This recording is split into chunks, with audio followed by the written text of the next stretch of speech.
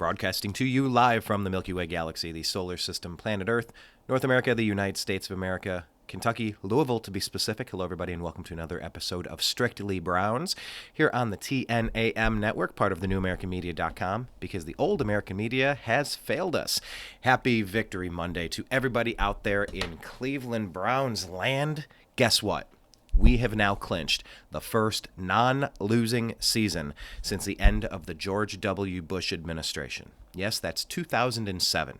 If we can bring it back and have you think how long ago that has been, how much of the world has changed, it's night and day. You finally see a Cleveland team that is not snatching defeat from the jaws of victory. You finally see a Cleveland team that sometimes has offensive players step up to win the games, sometimes have defensive players step up to win the game, special teams, coaching. Look, week to week, we're getting different things out of this Cleveland Browns team, and we are primed. We are in prime position for a playoff berth right now. Obviously, we have the Pittsburgh Steelers with I don't even know how they have a 10-0 record, but they do. They're sitting 10-0.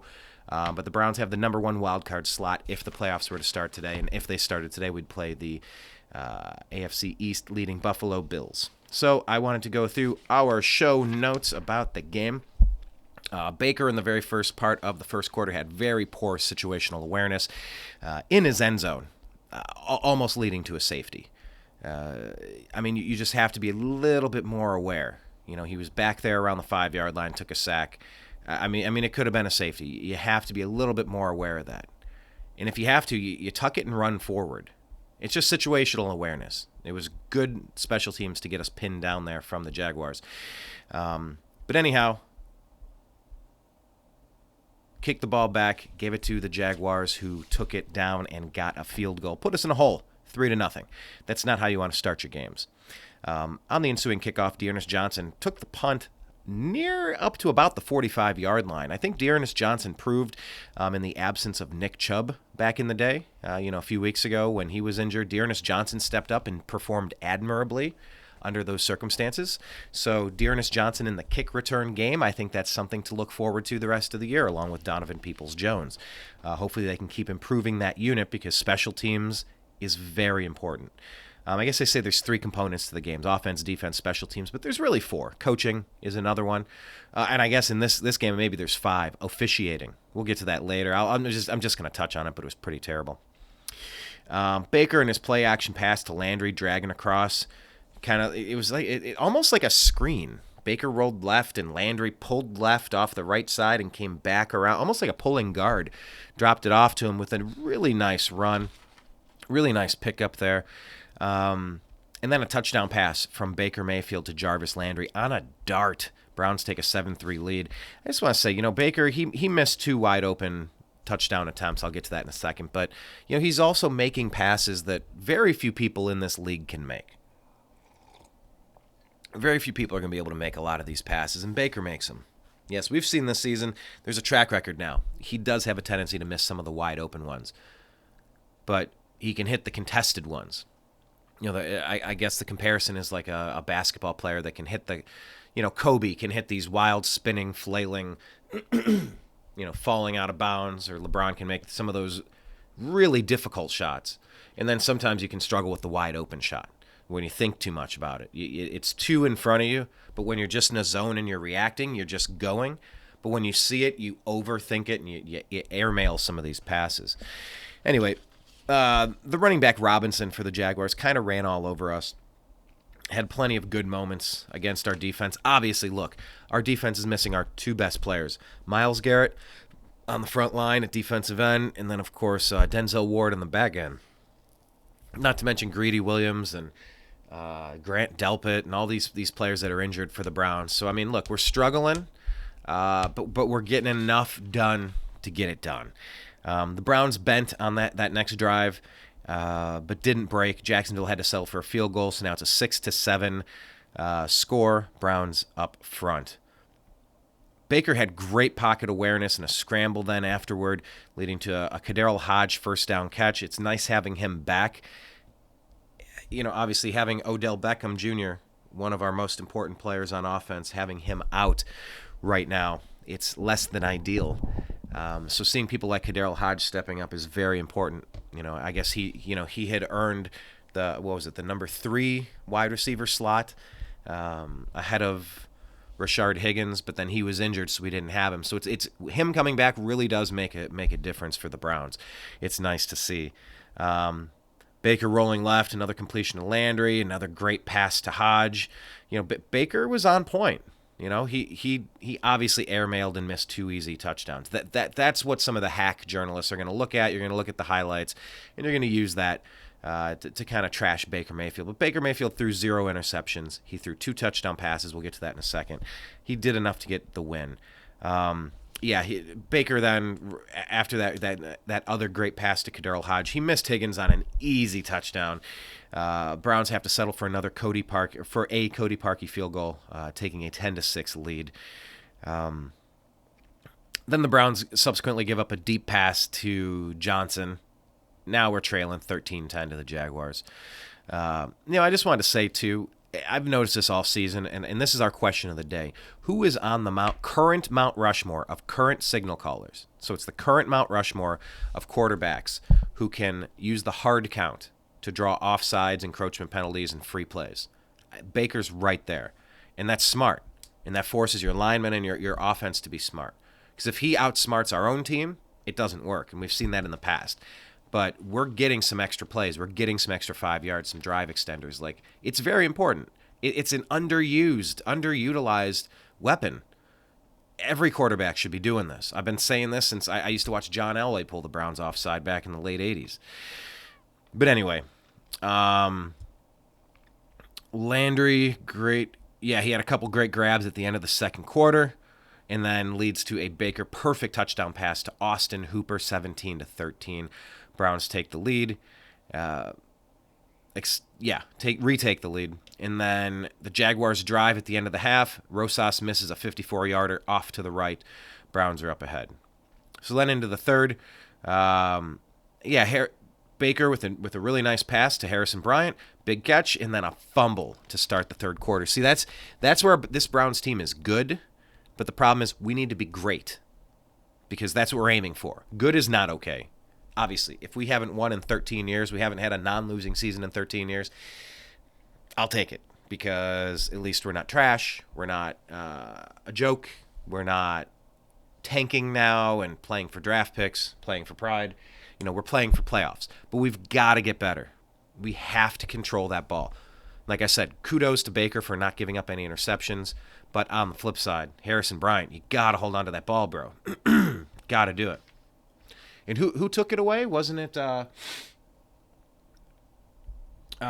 former Browns linebacker? Why am I drawing a blank? From last year. I'm drawing a blank. I'll get back to him. Or maybe I won't get back to it. Type down below. I'm forgetting his name. Anyway, Bryant's fumble to start the third really hurts. Browns give up a huge 4th-and-1 conversion, and then that leads to a Glennon TD pass, and then a missed 2-point conversion. So what was that? 19-17, Jaguars lead. So then Baker with a huge perfect pass to convert a 4th-and-1 to Kaderil Hodge on the sideline. Baker made these plays all game. When you need him to really keep these drives moving, Baker was getting it done. Leads to a Cody Parker 45-yard field goal. Browns retake the lead 20-19. Chubb with a big run, Hunt with a big run, Landry with a big catch, and then leading to a Chubb pitch and run touchdown, kind of like a Baker option pitch to Chubb. Touchdown off to the right side gives the Browns a 27-19 lead.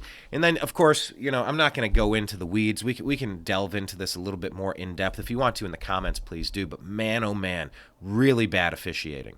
To the point where, we've seen this with Bottlegate. We've seen this with other Jacksonville games.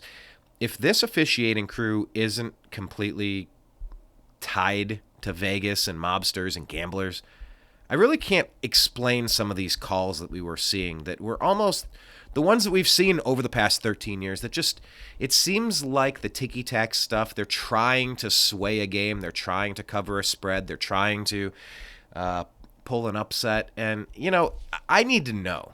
I need to know if the NFL is actual competition or if it's WWE. If this is just athletic entertainment, I need to know that, because that's not what I'm signing up for here.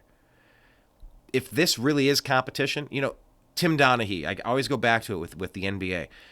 It's proven that officiating crews and refs have been rigging games and shaving points, and players have been doing this for Vegas for a long time. This has to be rooted out. And these bad officiating moments have to be rooted out and handled. People that are up to these shenanigans, it just reminds me of the current election, the United States 2020 election, with so many signed witness affidavits. I believe hundreds of them across the country, especially in Georgia, Pennsylvania, Michigan, Wisconsin, a lot of these places, Nevada, Arizona. Shady shenanigans. I have no faith in the American electoral system right now, in their ability to pull off a fraud-free election. And it just reminds me of this officiating crew. It just seemed so one-sided. I'll touch on that. I had a couple more points here. But really bad officiating. Anyhow, Baker kind of drops back. He's about 7 yards deep in his own end zone then. With the 27-19 lead. Baker completes an impossible 2nd and 11 from 7 yards deep in the end zone. Threads the needle between two receivers for a Landry first down. Browns are moving forward. Then they can't convert on a 4th and 1 on a Hunt run. Should they have kicked... I'm obviously jumping way ahead there. Should they have kicked a field goal to make an 11-point lead? Yeah, I think so. I think they should have. I really do think they should have. Hindsight is 20/20. But this is the difference, like I said, between a good Browns team, which is what we are. We're a good team. 8-3, we're good. That might suggest we're a great team or a really good team. I don't think we are. I think we're a good team with the potential to be great. But we need more consistency, and we need to hit on these big key moments. So yeah, you either have to convert that run with Hunt on 4th and 1, or you should just kick the field goal, making an 11-point lead, which is a two-possession lead rather. Because what happens here, Olivier Vernon sacks the quarterback, sacks Glennon. It's pretty much, that was just about the nail in the coffin. And then a flag comes out. They're going to call a helmet-to-helmet hit, it was more incidental than anything.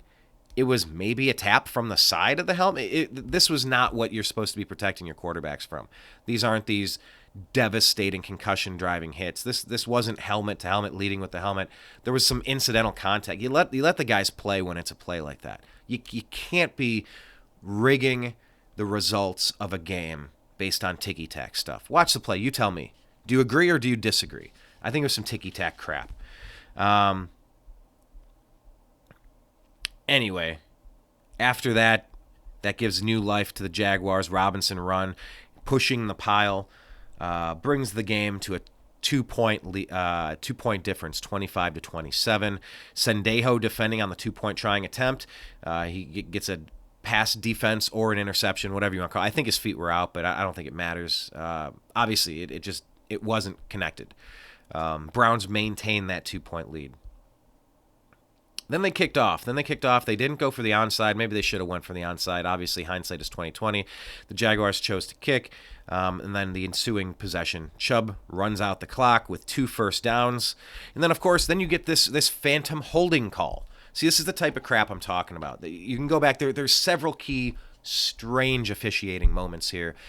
And I want an answer from the NFL. I want an answer. You let the guys play all game long, and then you go ticky-tack to try to overturn what's happening in the game. I don't like it at all. I really want answers. I'm not the only one. I saw it on Twitter. People are complaining. People are noticing. This is obvious, and we're sick of it. The Cleveland Browns are tired of being the doormat, tired of being walked on, tired of being taken advantage of, tired of being screwed over by the refs and the officiating crew. Over it. So we need some answers.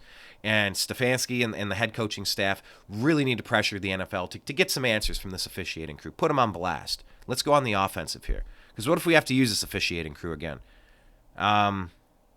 Anyhow, it's just, and we've seen it over the years, over the past 20 years, where the Steelers get every call for them, the Browns get every call against them. Obviously not 100%, but you know what I'm saying. If the scales of justice are supposed to be moderately, relatively even, it's not even close. It's not even remotely close. Anyhow, Chubb gets that second of the 2 first downs. Game's over. Oh, wait, phantom holding call. Here, you got to do it again. But then anyway, Chubb gets a swing pass, takes it, cuts back in, stays in bounds, gets the first down. Victory formation. It's Victory Monday. The Cleveland Browns are 8-3, clinching the first non-losing record since 2007. Kudos to Kevin Stefanski. Kudos to Baker Mayfield and Jarvis Landry. Kudos to the defense stepping up, missing their two best players. Kudos to the running game and the offensive line. Kudos to Kadarrell Hodge. Kudos to all of the players. Cody Parkey was very consistent and valuable because don't forget, the Jaguars missed a field. I didn't even put it in there, but the Jaguars... No, I think I did put it in there. The Jaguars did miss a field goal, and that was the difference in the game. So, I mean, we're winning. This was maybe a trap game. It was one of those gimme games that nothing's a gimme. So, the Cleveland Browns, hey, look at that. 8-3. I'm very happy right now. So tell me, who was your MVP of the game? Is it Jarvis? Is it Baker? Is it the offensive line? Was it Chubb? Sandejo? Type it below. Let me know. But please make sure you're following us on all the platforms. We'll come back. Maybe we'll do a midweek show. Maybe we'll get Brandon in for Strictly Browns later. On Twitter, we're at @TheUnhappyHour_. And then for the New American Media, we're at American_Media_. YouTube.com/TheNewAmericanMedia is our homepage. And then we'll upload this onto our sports-only YouTube channel. We need some more subscribers so we can name the channel and go from there. But anyway, just really happy. Want to sleep on the win, kind of reprocess, rewatch the game again. I enjoy this process. During the game, I'll tweet. We'll be on Instagram, The Unhappy Hour, and the New American Media, of course. So thank you so much for joining us. Try to give some real-time commentary during the games on the Twitter feed, real-time commentary on the games, usually with videos with Instagram. So follow us in all those places, then we'll do the full synopsis here on YouTube. But we're in all these places. Screw Facebook. They deleted our company page with no explanation. They've had me muted since this weird paused election magically flipped all these states. Trump with 600,000-700,000 leads in Georgia and Pennsylvania and Michigan and Wisconsin and Arizona and Nevada. And then all of a sudden, next morning, everything flipped. Tons of claims of fraud. And then Facebook decided to silence me. No explanation. But I feel like being silenced by social media during a time of really chaotic current events, because we cover current events, politics, breaking news, all sorts of things. Not a big fan. Not a big fan of the F book right now. F book. So we started a new Parler account, The New American Media. Maybe we'll do a Parler account for sports. I'm not sure what that platform. I'm still trying to figure out if I enjoy using it. I don't really think I do. But I'm going to work on it, because if Facebook has become an openly hostile place, which is unfortunate, because our groups for the Unhappy Hour, that's where we're thriving. That's where I've been putting so much of my energy for the past 3, 4, 5 years, really just doubling down and building that community. It's a great community. But I've been kicked out twice for several months, a couple months ago. And then again, no explanation, no rhyme or reason, no violation of terms of service, nothing. Just silence, no explanation. So follow us in all these places. Today we're Browns fans only, strictly Browns, and that's why we're here. So thank you to the Browns for really turning this around and giving me something to look forward to with the playoffs. Let's really hope we can keep these teams safe, keep players healthy, keep the contact tracing provisions in place, and let's go ahead and finish this season out strong. It's really important to the psyche of our nation to have this football season. I know it sounds stupid because football is just a game. Not a game. Talking practice. But it really is important to the psyche of our nation that we can get through this, that these lockdowns are ridiculous. Take some basic precautions. Try to stay safe. Quarantine those who are most at risk. But seeing sports coming back, baseball, basketball in the bubble, football, look, everybody can do it. If you can keep the grocery stores open, you keep the gas stations open. You need to be in school. You need to have the schools open. You need to have everything open. You just need to go on with your life. Go on with your life. 99.9% survival rate if you're over the age of 75 and you don't have really awful pre-existing conditions. So football is really leading the way. Obviously, there are outbreaks with the Ravens that has delayed their game, pushed back to Tuesday. You're seeing more and more teams having some issues. The Browns have a lot of players who are testing. Obviously, Myles Garrett being one of the most marquee amongst them. So a lot to look forward to on this Thanksgiving week, a lot to be thankful for. Cleveland Browns not having a losing season is one of the most important things that I can be thankful for right now. And by most important things I can be thankful for right now, I mean non-important things that I can be thankful for. Obviously, my health. That's number one. But, we're Americans. We don't get scared by this stuff. We figure it out and we move along. So, hey, if there's good news with these vaccines, give them to the elderly, give them to those most at risk. Good luck. I ain't taking one. And let's move on with our lives. And I think sports, when sports shut down with Rudy Gobert and the Utah Jazz, when the NBA shut down, then all the sports leagues shut down, the whole world shut down, all of America shut down. When sports came back, America started coming back. The world started coming back. Obviously, we're heading into cold and flu season, so it's going to be what it is. But let's just be really careful. The Denver Broncos had all 4 quarterbacks missing, and you know what? That's some garbage. I'm just going to say it again. Now another problem with the NFL. If you're going to delay the Ravens game, you should have delayed the Broncos game. How are you going to put a wide receiver in with all 4 quarterbacks testing positive and not being in there? That's not cool. Give me some consistency. Roger Goodell, NFL, we need better consistency with officiating and with decision making. So, fingers crossed the Browns can keep this continuing, and we'll talk with you again soon. All right, go Browns. Take care.